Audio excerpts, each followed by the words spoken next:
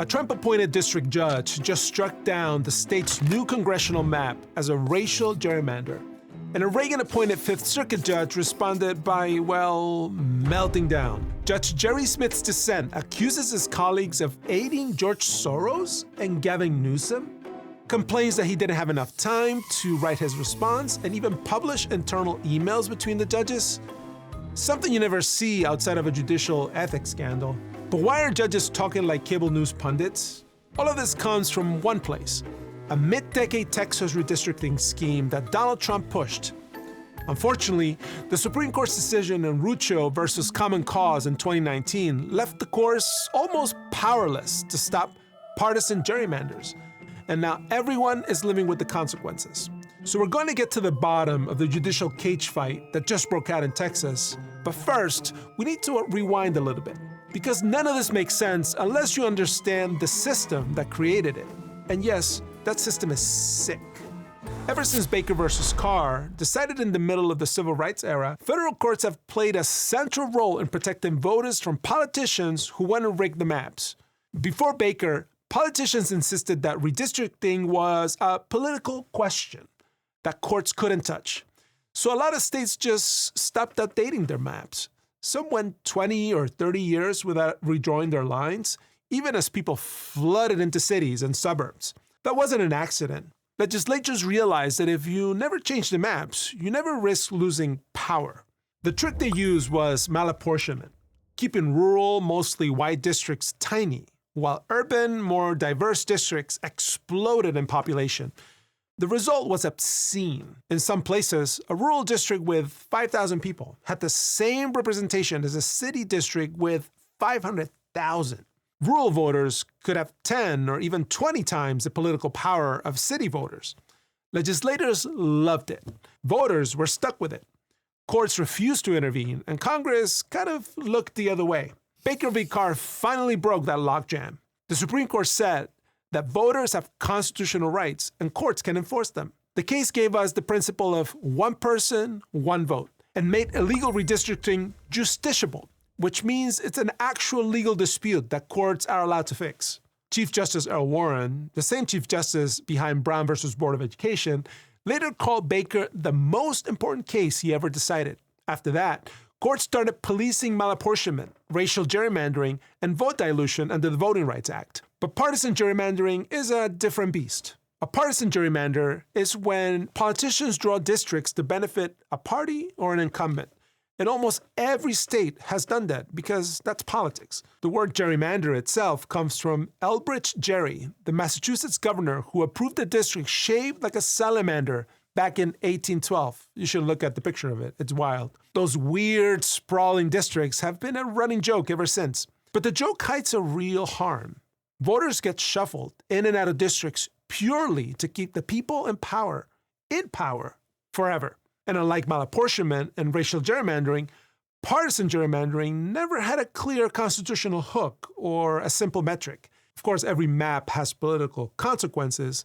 Politicians from both parties always try to gain some partisan advantage. They don't want to lose their jobs. The hard question the court kept struggling with was, how much partisan gerrymandering is too much? And could courts ever find a neutral standard that separates normal politics from unconstitutional rigging? For decades, the answer was basically, we don't know. And that's why partisan gerrymandering sat in kind of a legal limbo. But instead of walking away, the court's surgeons kept poking at this problem. In 2004 and 2006, the Supreme Court, which looked much different from the one today, almost took on extreme partisan gerrymanders. And in both cases, then Justice Anthony Kennedy was to swing vote, keeping that door open. But he did so in kind of a ham-handed way. In the first case, Veith versus Jubileer, Justice Kennedy agreed that courts could review partisan gerrymandering. He just couldn't decide how to go about it. He wrote that there were no clear, manageable, and politically neutral standards for deciding when partisanship goes too far. And without those standards, judges' decisions would be disparate and inconsistent. But then he added the magic sentence that kept the hope alive. In the future, if workable standards do emerge to measure these burdens, courts should be prepared to order relief, he said. I mean, there are only a few ways that manageable standards emerge, and one of them is by the Supreme Court creating standards. That's literally part of their job. After that case was decided, the Supreme Court changed. Chief Justice William Rehnquist died, and a new Chief Justice arrived, John Roberts. And with a new chief in charge in 2006, the Supreme Court decided LULAC versus Perry. LULAC stands for League of United Latin American Citizens. They've been around for a while, and they've long fought hard for the voting rights of Latinos in states like Texas. In the case against Governor Rick Perry, they challenged a mid-decade redistricting push that used 2000 census data to create a highly partisan map favoring Republicans. Once again, the court said that partisan gerrymandering might be unconstitutional, and once again, Justice Kennedy said, you haven't given us a standard for deciding how much partisan dominance is too much. He also rejected the idea that the mid-decade timing alone was enough to make the map unconstitutional. Chief Justice John Roberts, though, was still new to the job, and in a concurrence, he agreed with Kennedy's result, but he added a cryptic remark that we wouldn't learn how to decode until much later. Roberts wasn't sure that a workable standard for partisan gerrymandering would ever exist. He said, quote, "I therefore take no position on that question which has divided the court," end quote. And for more than a decade, from 2006 until 2018, Roberts stayed silent on the issue. Not because he didn't have thoughts, but because Anthony Kennedy was standing in his way. And then 2018 happened. Kennedy retired, Donald Trump replaced him with Brett Kavanaugh, and lo and behold, just days before a bitterly divided Senate confirmed Kavanaugh in October 2018, a little case that would change everything arrived at the Supreme Court, and since then, our democracy has never been the same. And that little case was Rucho versus Common Cause, a challenge to one of the most extreme partisan gerrymanders in the country. North Carolina Republicans have long been among the worst offenders, drawing some of the most extreme gerrymanders in the nation. And Rucho, a 3-judge district court, said it violated the First Amendment, the 14th Amendment, and the Elections Clause in Article 1 of the Constitution. The Supreme Court got the case, but this wasn't Anthony Kennedy's court anymore. And what Chief Justice John Roberts did next shouldn't shock anyone, but it still kind of stings. He finished the job he started back in 2006. He went for the kill. And in a 5-4 decision, Roberts declared that federal courts have no role at all in policing partisan gerrymandering. Translation, leave us out of this. Let the politicians sort it out. Or, more accurately, let politicians sort the voters out. Don't take my word for it. Here's John Roberts in his own voice. Now, the first place to look to see if there are standards for deciding whether something is unconstitutional is, of course, the Constitution. The people who wrote the Constitution certainly knew about partisan gerrymandering, but the framers didn't put any legal standards about districting into the Constitution. Instead, what they did in the Elections Clause was provide that such issues should be decided by the state legislatures in the first instance, subject to review by the Congress. Yes, he admitted that partisan gerrymandering has been around since early on in the Republic and that federal courts have tried to provide a solution. And as a way to get ahead of critics, he also said that courts may still hear racial gerrymandering and one-person, one-vote cases, the ones we talked about earlier. Racial discrimination is against the law. Partisanship is not. You can take race out of politics, but you can't take politics out of politics. He also noted that states are taking action on their own, trying to find solutions to the problem. Now, that doesn't mean there are no ways to address the problem of partisan gerrymandering. More and more states are enacting legislation or constitutional provisions to limit partisan considerations in redistricting. Some states are turning the job over to independent commissions. In others, state courts are beginning to review the problem. But he embraced the idea, repeated in all those past cases, that there's no manageable standard for courts to use under the Constitution. And this time, he made that view the law of the land. In Roberts' words, partisan gerrymandering is a political question, and federal courts can't touch it. The problem is that extreme partisan gerrymandering doesn't feel political to the people living under them. It feels like their rights are being robbed. Voters lose real power, the ability to shape their own government and their own lives. Justice Elena Kagan was so furious that she dissented from the bench, something she almost never does, and she pulled no punches. I'll let you listen to her fury because she went all in. For the first time ever, this court refuses to remedy a constitutional violation because it thinks the task beyond judicial capabilities. And not just any constitutional violation.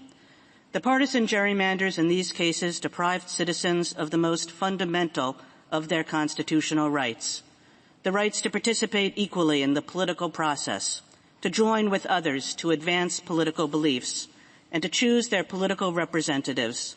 Point by point, she refuted Roberts' abdication. She said, by drawing districts to maximize the power of some voters and minimize the power of others, a party in office at the right time can keep itself there for a decade or more, no matter what the voters would prefer. The core principle of Republican government is that the voters should choose their representatives, not the other way around. And then the majority declares that it can't provide a remedy because it can't find a manageable legal standard to apply. But what the majority says can't be done has been done. It's not just possible. Again and again, we've seen it happen. And since that day, federal courts have been forbidden from protecting voters from politicians who want to pick and choose who represents them. Hey, Christian, sorry to interrupt, but the Supreme Court is poking around a lot of civil rights protections, and so now's probably a good time to wipe all of your personal and private information off of the internet. Your cell phone number, home address, email address, private social media accounts, and tons of other sensitive data are shockingly easy to purchase by anyone online. But malicious actors can't hurt you if they can't find you. So you can fight back and take control of your private information by signing up for today's sponsor, Incogni. Because Incogni wipes your personal data from the internet by searching the internet, reaching out to data brokers and websites directly on your behalf, and forcing them to remove your private information. If they resist, Incogni will take care of that too, because Incogni fights back. But what makes Incogni truly powerful in taking back control of your privacy is the custom removals feature. It allows you to flag an unlimited number of sites where your data is exposed, and you can even have Incogni's privacy experts review and tackle the most uncooperative data brokers and people search sites. Now, I've been using Incogni for years now, and in that time you can see I've been on hundreds of lists, some of which had a high sensitivity score, meaning the broker had tons of data on me. Luckily, Incogni has completed hundreds of takedowns for me in that time. Now, I could never do this myself, so thank you to Incogni for weeks worth of work and adding me to over 40 suppression lists. And Incogni will continue to conduct ongoing removals because even if the broker removes your data once, they can always collect it and publish it again. So if online privacy is important to you, give Incogni a try. If you scan the code on screen or click on the link in the description, you'll get 60% off their unlimited annual plan. Or you can try Incogni risk-free for 30 days, and if you do decide to keep it, you'll still get the 60% off discount so long as you use my code LegalEagle, all one word. So sign up for Incogni, or I'll see you in court. On more than one occasion since Trump took office, I've written piece after piece after piece about how John Roberts is a big reason for the mess that we're in. You could say we live in the United States of John Roberts, as terrible as that sounds. Look at what's happening on the ground. Right now, the nation is in the middle of an unprecedented arms race among the states to push for a nationwide mid-decade redistricting. The reason for this arms race is the current president. Beginning in the summer, and even earlier than that, according to some reporting, Donald Trump decided that Texas, which has a lot of congressional districts due to its size, should redraw its maps. Now, that's not a thing presidents get to do. And the reason we don't do mid-decade redistricting is that the reapportionment process happens after each decennial census, at the end of every decade, when all the states have new, fresh data about how many people live in their borders and how many representatives will be allocated to each of them. That's why once every 10 years, you hear how states may win or lose one or more congressional districts based on population shifts. That's the whole point of the principle of one person, one vote. But mid-decade? A lot of things can happen in 5 years. In this decade alone, COVID happened for one, and it's fair to say that a lot of people moved. They had kids or decided to not have kids. A lot of people migrated to the US, etc., etc., etc. The data of who lives where can change significantly. As a general rule, you don't want to change up legislative maps without a clear picture of where people live at a given time. And that's from the Constitution, from our greatest amendment, the 14th. It says, representatives shall be apportioned among the several states according to their respective numbers, counting the whole number of persons in each state, excluding Indians not taxed. Well, who cares about rules and the Constitution? Trump certainly tends to not care much about them. And sensing that control of Congress may slip from his hands in 2026, he took action. The MAGA mutiny about the Jeffrey Epstein files in Congress shows that his razor-thin majority there could vanish at any moment. But there's been some resistance. A number of Texas Republicans, including Governor Abbott, weren't so sure about this gambit. I mean, I don't blame them. A map drawer who miscalculates could easily make them lose their jobs at the next election. Nobody wants that. But then Trump rang up Abbott himself, and he made him and everyone else dance to his tune, like he always does. The Texas legislature would take up redistricting at a special session. But officials needed a pretext, a cover story. So the Trump administration, in the person of Harmeet Dillon, the chief of the Civil Rights Division at the Justice Department, came up with a plan. She sent a letter to the governor and the attorney general, noting that during the last round of redistricting back in 2020, Texas created 4, quote, unconstitutional race-based congressional districts, end quote. Those are racial gerrymanders. The short of DOJ's argument was that these districts were so-called coalition districts, meaning that Texas created them to benefit Black, Hispanic, and other racial groups that tend to vote as a bloc. Dillon essentially threatened to sue Texas in federal court if the state didn't comply, and voila. 2 days later, the governor cited this veiled threat from the DOJ as a reason to push forward with redistricting. He called a special session of the legislature, and that's when Democratic legislators fled the state to deny Republicans a quorum in the state house. You may remember this part of the saga because Liz Dye did a great explainer over the summer about it. When all of that was over, Republicans got what Trump wanted, a new map, approved by the governor, designed to give them 5 new seats in Congress. How? By packing and cracking Black and Latino voters into fewer districts, and by diluting their power in other areas by merging them with predominantly white rural areas. Of course, voters and voting rights advocates weren't going to take this latest corruption of our democracy lying down. Remember LULAC? They've been in court all this time, challenging this Trump-led gamble to rob voters of fair representation. And just this past week, LULAC won. And they won big. Here's where we finally get to the big fight between judges that I teased at the beginning. The fight is among 2 judges in a 3-judge district court. The special panel assembled to hear gerrymandering disputes. Turns out that Jeffrey Brown, appointed to the bench by none other than Donald Trump, and recommended for the job by none other than Senator Ted Cruz, issued a fulminating 160-page opinion striking down Texas Republicans' effort to lock in 5 new congressional districts in their favor. Before this decision, Republican politicians loved Judge Brown. Loved him. He's an outspoken opponent of same-sex marriage, and he doesn't believe women have the right to an abortion. That's catnip for conservatives. Texas Attorney General Ken Paxton praised him as a man who decides cases based on the rule of law rather than personal preference. But now Judge Brown is in their crosshairs because he didn't call this scheme a partisan gerrymander. He called it what it was, a racial gerrymander. This isn't the first time Judge Brown has clashed with his own party over redistricting. Back in 2023, he struck down Galveston County's commissioner map because it wiped out the county's only majority non-white precinct. Brown said it was a stark and jarring Voting Rights Act violation. But the Fifth Circuit reversed him, throwing out 40 years of their own precedent by holding that different racial groups can't join together to bring a Voting Rights Act claim. That case, Petaway v. Galveston County, was the one Harmeet Dillon cited in her letter to Texas, the very letter that kicked off this whole mid-decade redistricting mess.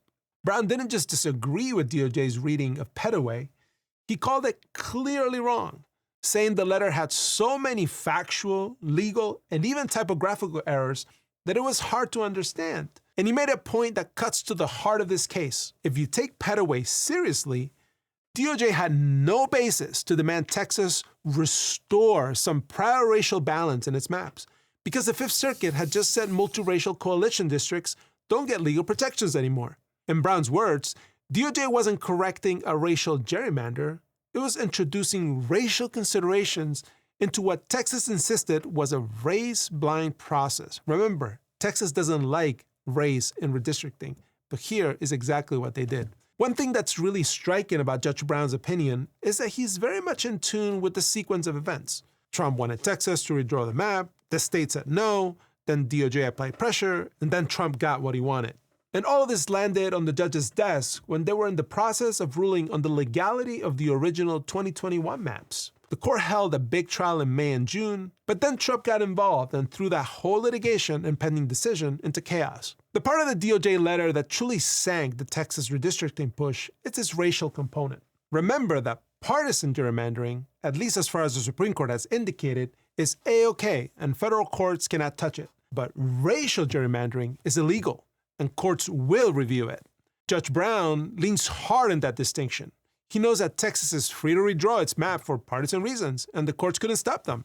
He says, had the Trump administration sent Texas a letter urging the state to redraw its congressional map to improve the performance of Republican candidates, the plaintiff groups would then face a much greater burden to show that race, rather than partisanship, was the driving force behind the 2025 map.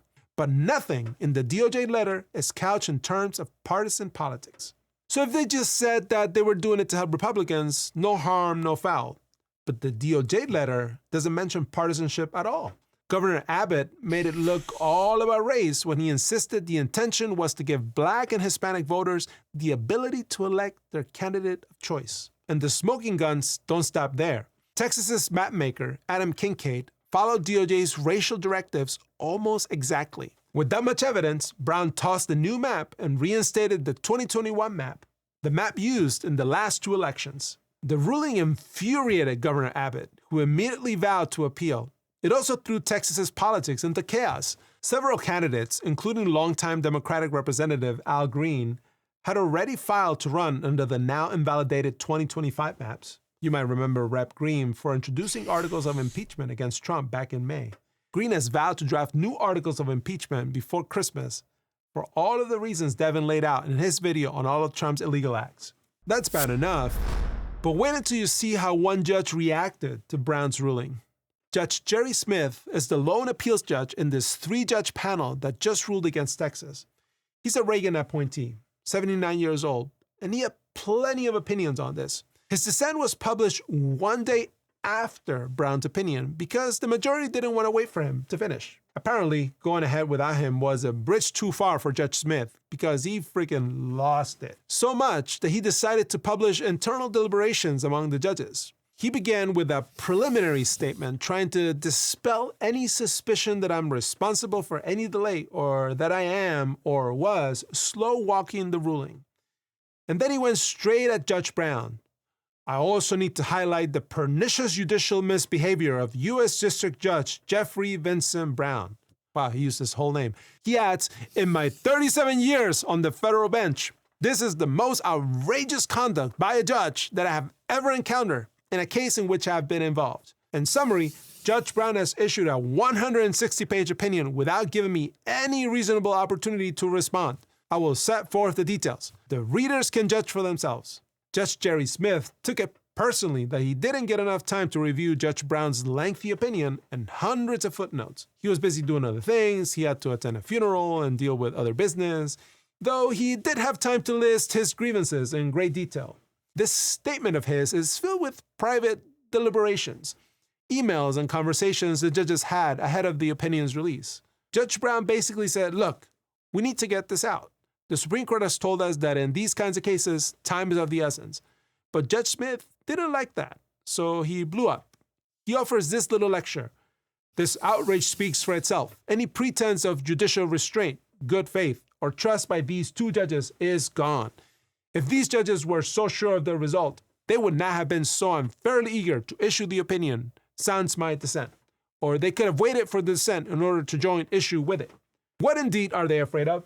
Later, he adds, judges get paid to disagree as well as to find common ground. Judges in the majority don't get to tell a dissenting judge or judges that they can't participate. If the two judges on this panel get away with what they have done, it sets a horrendous precedent that might makes right, that the end justifies the means. Mind you, it's unusual, but not unheard of, for a majority to go ahead without waiting for a dissent. Even the Supreme Court has done that. They did it earlier this year, when the majority couldn't wait for Justice Alito to issue a dissent to the ruling stopping the Trump administration from flying Venezuelans to an El Salvador prison without due process. All of that is unusual enough, but the worst part of the dissent was yet to come.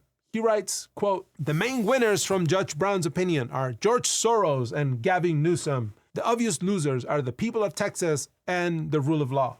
I'm like, what? How is this even real? In fact, Judge Smith uses the word Soros no fewer than 17 times. Judge Smith is clearly upset that Judge Brown imputed racist intent to the Texas legislature. You can't have that. And he responds by invoking, or at least alluding to, one of the longest running anti-Semitic tropes in the Republican imagination. Make that make sense. Anyway, Judge Smith's main critique of the opinion by Judge Brown is that what's going on in this race to the bottom in congressional redistricting is just politics all the way down. Both sides do it. There's nothing courts can do. He writes, "It's all politics on both sides of the aisle. George and Alex Soros have their hands all over this." He focuses on the plaintiff's experts, on the lawyers in the case, and how the groups for which these people work are all Soros funded. And because George and Alex Soros happen to care about voting rights and fund progressive causes that advance voting rights, that somehow tainted all of the testimony against these new congressional maps. Smith calls one expert a Soros operative who draws millions from his Soros piggy bank. He says that lawyers in the case were doing the bidding of their Soros connections and the Democrat Party. He accuses Brown of being responsible for handing Soros a victory on a silver platter. That's way too much insanity for one court opinion. Then in footnote 18, Judge Smith disclaims all of this by saying, "I suppose someone will say that I'm making these comments about the Soros connections. I'm expressing a political view, not the proper role of a federal judge. To the contrary, as I say above, the political branches engage in policy and politics. It is our job as judges to let that happen, but it's also our duty to recognize the societal and political effects of what we do, regardless of whether we approve of those downstream results. Today's ruling has dramatic political consequences by meddling in the orderly processes of a duly elected state government. It's not political for me to point that out by describing the political dynamics that are inherent in the litigation of redistricting cases." That's a lot. To make matters worse, now the Justice Department and Republicans are suing California for enacting Proposition 50, which voters approved in response to Texas's highly abnormal mid-decade redistricting. And that's not counting what other states are doing in response to this redistricting madness. This is not a drill. Texas has already gone to the Supreme Court to complain about Judge Brown, and now the Supreme Court has a stark choice. In fact, it already landed there. Texas ran to the Supreme Court to complain about Judge Brown. You may remember the shadow docket and how judges are complaining about it. If you want to know more, I got you covered. But in a 6-3 decision, the court's conservative supermajority did exactly as Texas asked, and they completely went after Judge Brown, just like Texas did. The court said he committed at least, quote, 2 serious errors. First, the district court failed to honor the presumption of legislative good faith by construing ambiguous, direct, and circumstantial evidence against the legislature, said the unsigned majority opinion. That means nobody there signed their name to it. Second, the district court failed to draw a dispositive or near dispositive adverse inference against respondents, even though they did not produce a viable alternative map that met the state's avowedly partisan goals, end quote. The opinion was comically short, just 5 paragraphs, and to add insult to injury, the Supreme Court said this: the district court improperly inserted itself into an active primary campaign, causing much confusion and upsetting the delicate federal-state balance in elections. I won't get too wonky about this, but this is the so-called Purcell principle, which forbids courts from deciding election cases too close to the election. No need to belabor this, but the justices play fast and loose with this principle all the time. In a concurrent opinion, Justice Samuel Alito, Clarence Thomas, and Neil Gorsuch wrote separately to do some throat clearing and explain that Texas needs certainty on which map will govern the 2016 elections. Elena Kagan, who dissented in Rucho, dissented again, writing a forceful 17 pages to the majority's skimpy 1.5-page opinion. It's worth reading in full, but the main part I want to draw your attention to is her defense of the lower court, Judge Brown, that is, the court's findings, its attention to the facts and the record. You've heard me talk about this before. Lower courts are the workhorses of the federal judiciary. Together with Justices Sonia Sotomayor and Ketanji Brown Jackson, she wrote that the lower court, quote, conducted a 9-day hearing involving the testimony of nearly 24 witnesses and the introduction of thousands of exhibits, and it issued a 160-page opinion recounting in detail its factual findings, end quote. The dissenter said the majority should have only overturned the district court's findings if they were clearly wrong, but without so much as a word about that standard, the court reversed that judgment based on its perusal over a holiday weekend, that means Thanksgiving, on a cold paper record. She wrote, ultimately, the court weighed all the evidence and made findings summarized above about how Texas's map was constructed. I do not say that those findings were inescapable. A court coming out the opposite way could well have deserved this court's deference too. What they were, and this is the thing that matters on clear error review, is plausible. It was plausible, perfectly plausible, in light of the full record that Texas drew its map mainly on racial lines, end quote. And she concluded, we are a higher court than the district court, but we are not a better one when it comes to making such a fact-based decision. And of course, Justice Kagan challenged the court's application of the Purcell principle. Texas is not on the eve of an election, as was true in the case the majority cites. The election there was 5 days after the injunction. Similarly, the ejection in Purcell was just weeks away. Here, election day is 11 months from now. Even the primary election, which Texas could change, is in March. The district court carefully listed the various election preparations underway to switch to the 2025 map. On the other hand, the court noted how the 2021 map, which the injunction reinstated, was in a real sense the status quo. Officials, candidates, and voters are all familiar with it from the last 2 election cycles. Until late last summer, everyone expected that map to govern 2026 too. And indeed, it will be used in a special runoff election in the state's largest county on January 31st, 2026. So the district court properly concluded an injunction in this case would not cause significant disruption. Except to the extent all of us live in election season all the time, the 2026 congressional election is not well underway. Can it get any clearer than that? Kagan's conclusion is stark. She writes, this court stay guarantees that Texas's new map, with all its enhanced partisan advantage, will govern next year's elections for the House of Representatives. And this court stay ensures many Texas citizens, for no good reason, will be placed in electoral districts because of the race. And that result, as this court has pronounced year in and year out, is a violation of the Constitution. This, ladies and gentlemen, is the United States of John Roberts. And now, extreme partisan gerrymanders are a free-for-all. And this race to the bottom will continue unless and until the Supreme Court reverses itself, or else Congress yells stop. Because yes, Congress does have a supervisory role in elections, and it could put an end to this madness today. All that to say, John Roberts, please call your office. You've made this bet. Now you have to lie in it.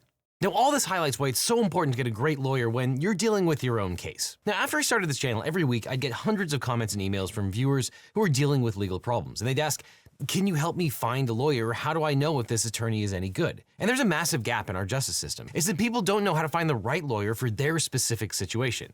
They're scared, they're overwhelmed, and they end up doing nothing or hiring the first attorney who calls them back. And that really bothered me. So I started to wonder, what if there was a different way? What if we could build a law firm that actually lived up to the values that I talk about on this channel? Transparency, accessibility, and putting clients first instead of chasing billable hours. A firm where you don't need to pay anything up front, and your lawyers only get paid if you do, to maximize your opportunity for justice. So a few years ago, I decided to fix that problem.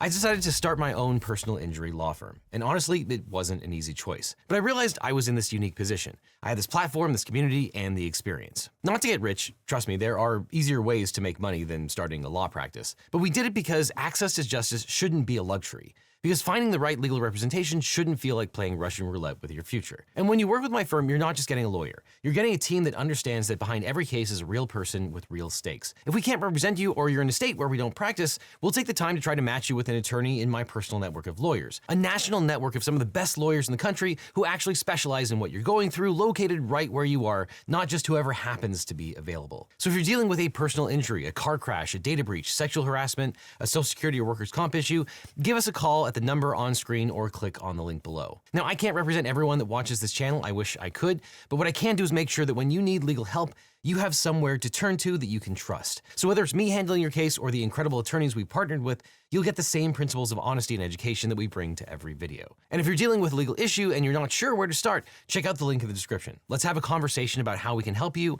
find not just a lawyer, but the right lawyer for your situation. Because at the end of the day, that's what this is all about, making sure that when life gets complicated, you don't have to face it alone. Which is why when you need a lawyer, you don't just need a legal team, you need the Eagle team.